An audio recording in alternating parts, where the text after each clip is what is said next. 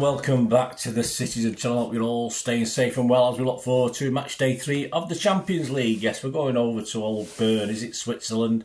The Wankdorf Stadium, let's get that out of the way. So yeah, I'm sure lots of you had fun sticking Young Boys and Wankdorf into your Google search engines to have a look for things, but yeah, I'm not that immature. I would just get on with it like a gentleman, a mature person. Yeah, 25th of October 2023, Pepsi 11, Young Boys versus City, of course, 8 PM kickoff, although I did see 1:30 somewhere, but I think it's an 8 PM kickoff, guys. I don't know where. It might be some Eastern time in the US or something. I'm not too sure. Artificial surface, this one. Yeah, I've watched a few highlights of games over there, and yeah, not exactly QPR in the in the 80s or whatever it was, but yeah, or Oldham. But I'm not too sure about it. But should be able to pass the ball about reasonably well, but I'm sure we'll get a bit of time to have a practice on it before we start playing. Yeah, so please join me as we have a look at Pepsi 11 for this upcoming game, and have a look at Young Boys as well, see how they're doing. Thanks for watching. So please, if you can, push that subscribe button, push the bell notification if you've not done so already. It'd be great to have you on board. Spread the word, of course. Everything City, past and present, and of course it'd be great to have you on board and know all your comments and your thoughts in your 11, of course. Just give us your thoughts on my Pepsi 11, interesting one with a full squad again, presumably. I think everyone's come out of the Brighton game okay, so we should have a full squad for this one. So it'll be interesting selection choices for Pep in this one, considering he perhaps sometimes chooses a little bit differently for Europe as well. So leave us your comments, and if you can give us a thumbs up, guys, a like, that'd be much appreciated. Just before we do start, yes, I was recently done a City Book Club special. Please give it a watch. It's not got the greatest watches at the moment, but please get along, give it a watch. It's about a new book out by Marc, Metcalfe and Simon Mullock, entitled Erling Haaland, Manchester City's Striking Viking. And it's not just about Erling, it's about the treble season, really. So it's a history, it's a memory, if you like, a hard copy memory of the full season from an Erling perspective, but you know, just from a City perspective as well. So some great stuff, a lot of history stuff, isn't it, as well, about Erling and his dad, of course. That's available from Monday, the 23rd of October, which is the day I've released this vlog. So recommended retail price is about $14.99. It's put out by Pitch Publishing, and it's available through Amazon, WH Smith, Waterstones, all the usual good stockists there. So check that out. I said a City Book Club special is out there, so have a look at that. There'll be a link on the screen and in the details below. Erling Haaland, Manchester City Striking Viking. Well worth a read. Right, back to this game. Yeah, Group G, of course, City stand top, 6 points with a +4 goal difference. Young Boys the third, 1 point with a -2 goal difference.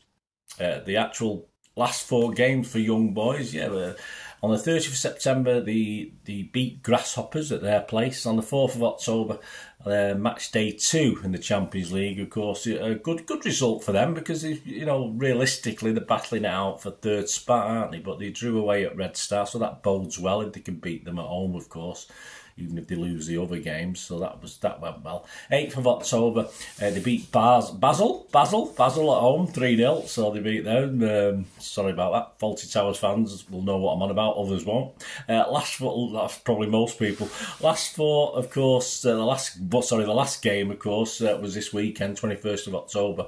Top of the table clash against Zurich, who are actually sitting top at the moment. So they actually had the better of the game, but they couldn't find a goal. They couldn't buy a goal for love nor money. Probably had all the stats in their favour, but just couldn't put that ball over the line. It ended 0-0 at the Wankdorf Stadium. So they do sit second still behind Zurich, but they do have a game in hand. So they're only 2 points behind, but they do have a game in hand. And they're doing okay in the league. They played 10, they've won 6, drawn 3, and lost just 1 game. And they've got a +11 goal difference. And they lost at home in the Champions League match day 1, of course, 3-1 to RB Leipzig. Had to play a qualifier to get through to the Champions League in the first place. They actually had to play Maccabi Haifa, the Israeli team, from the top of my head. They drew 0-0 at their place and beat them 3-0 at home. So they've played an extra 2 games in this year's Champions League.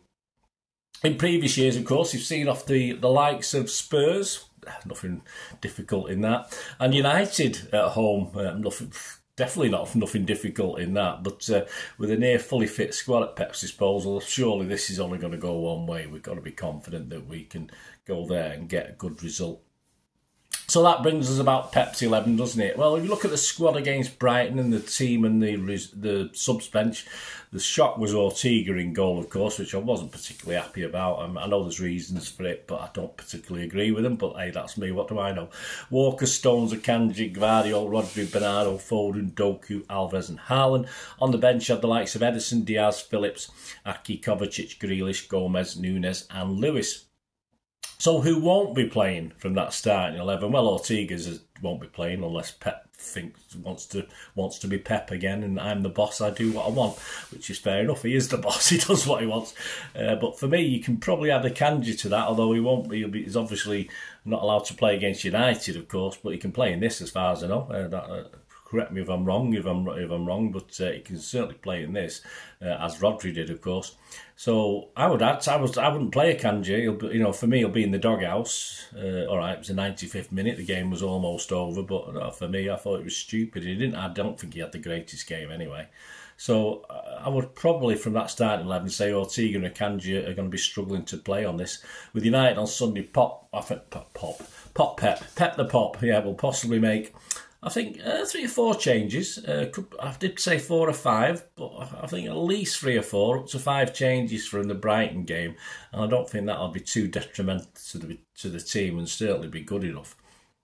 So for me, a chance of starting from the bench, well, no chance for Ederson, surely is a definite, that's not a chance. Diaz, Lewis, Aki, Kovacic, Nunes and Grealish will all come into the equation, I think, as well. Walker and Lewis played together against Leipzig. We played very well that game, so why not again? Diaz surely be brought back in the fold for this, as he will for the Old Trafford derby, of course. Even if Akanji was able to play, I think Diaz should come back in, although he did have a couple of poorer games, so I wasn't surprised he was, I think, dropped against Brighton, although he may have been suffering coming back from international duty, of course. Kovacic hasn't played in the Champions League yet, although he's not in great form, as he's not had the greatest last couple of games, so there's no reason for me why he should start. But then again, he's not played in it before, and we're playing one of the weaker, fingers crossed, teams in the group. So he could be in on this one, because he's obviously playing alongside Rodri, where he plays better anyway. But we'll see on that one. Grealish was hooked against Leipzig, of course, so Doku may be preferred for this, who did very well when he came on in that game. And of course, he's the go-to at the moment, I think, between Doku and Grealish. I think Doku is the go-to. Grealish has played plenty of European games and been our go-to in the past, but at the moment, I think Doku is probably edging it, isn't he? Aki and Nunes may struggle to feature again. I feel a little bit sorry for Aki. Nunes, I feel sorry for him, but he's got time. He's only just come. Although this game might be ideal for Nunes, and certainly Aki. There's no reason why Aki shouldn't step back in at some stage, but other players might be preferred for this one with the full squad. And Haaland's first 2 Champions League games have not been great, but hey, great goal against Brighton. And we know it matters little, does it? It don't matter if he has 2 or 3 quiet Champions League games. He can score a hat-trick of 5 goals in the next one. So that shouldn't make too much difference. So taking those little ifs and buts and whys and wherefores into account, our picks in 11, again, if we get 8 or 9, I'll be very happy. Any less than that, I'll be very disappointed. With plenty of legs and creativity, I think, in midfield.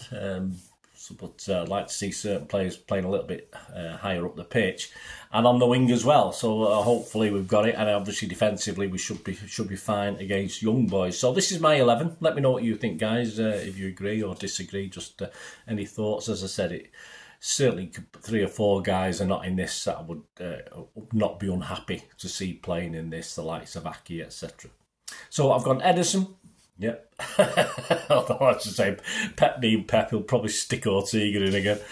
Walker, Diaz, Stones and Gvardiol. Yeah, I'm rewarding Gvardiol. Why not? Rodri, of course. You've got to have Rodri. I think he'd play every game now between now and the end of the season until something's won or lost. Lewis, Foden and Bernardo. That's a little midfield I like, which means leaving us a couple up front. I mean, Doku and Haaland to basically be up front most of the time. I don't expect them to be coming back too much. So Lewis, Foden and Bernardo and Doku and Haaland up front. So there you go, my 11. Edison, Walker, Diaz, Stones, Gvardiol, Roderick, Lewis, Foden, Bernardo, Doku and Haaland. I think that's certainly far adequate to give young boys a beating. So let me know what you think, guys. Yeah, the verdicts, mine and Mozza. Andy Morrison's verdicts on this one. Of course, he let me say what he said in the City magazine. He said, it's always tough when you don't know the opposition that well. Well, we don't really. Pep has many options of formation that sometimes I need to see the lineup on the night to get a feeling. Well, we all want to do that, Andy, but we do a prediction before the game, mate, to line up see it on the night to see a feeling of how the game might go. But we started with a 3-1 win over Red Star, and they started with a 3-1 home loss to Red Bull, sorry. Yeah. 3-1 win over Red Star, and they started with the 3-1 home loss to RB Leipzig, yeah. So I'm going for that same scoreline again in our favour. So Mozza's prediction for this one is Young Boys 1, City 3. Well, I'm going to be a bit disappointed if we don't keep a clean sheet in this one. They are scoring goals, but, you know, obviously a 0-0 the other day. So I'll be disappointed if we don't keep a clean sheet. So I agree with Mozza's 3 for City, but I'm going to go Young Boys 0, City 3. I say I will be disappointed. What are the odds on this? Just having a quick look at the odds on the Champions League. We've not changed. We're still 2-1 favourites to win the Champions League. These are the prices at the 22nd of October. Bayern Munich are second favourites at 5-1, as they were last time. Real have moved in a little bit. They've been impressed, or the bookies have been impressed, or the punters have been impressed. They've moved in to 7-1 from 8-1. And the next best English team are Arsenal at 9-1, who were a bit higher than that. Young Boys, yeah, just as like Red Star, they're 18-1 to qualify. So that means they have to finish first or second. Can't see it at 18-1. It may as well be 800-1, mightn't it? Very, but hey, it's not how bookies work, is it? The match odds, City are 1-5 on to win this. A draw is 6-1. And Young Boys are 14-1. So the prediction for the odds, the prediction for me and Mozza's 3-1, you can get 10-1 on that. And my 3-0, you can get a poor 6-1. And the most popular scoreline that the bookies and the punters are thinking that is the lowest you can get, or the best or the worst you can get, is 11-2 on a 2-0 City win. So that's the most popular scoreline. My 3-0 is the next most popular. So I will be back with the ratings and talking points show on Thursday, 26th of October. Yeah, it's towards lunchtime. Of course, I'm not going down to. Please, if you aren't going over to Bern, stay safe. Of course, I don't get too many away games apart from hopefully the big ones like finals, etc. So good luck to you. So. I'll be doing it, of course, on the night, but I'll release it the following. It'll be about towards midnight by the time I've put it all together, so I'll release it on the 26th of October. Having said that, no, I won't. I'll be writing the script, but I'll be recording it because obviously my good lady needs to sleep and my big voice disturbs her, so I'll be recording it on the morning of Thursday and put it out towards lunchtime, so join me for that. So there you go.